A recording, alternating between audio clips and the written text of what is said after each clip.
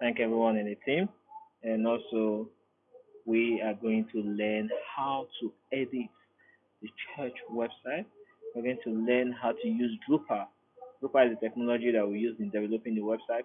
So we're going to learn how to use it, how to navigate around Drupal, how to edit, create, how to do more of like a write up and all that. But please note that you have to be an admin. You have to log in as an admin for you to be able to access this section of the website.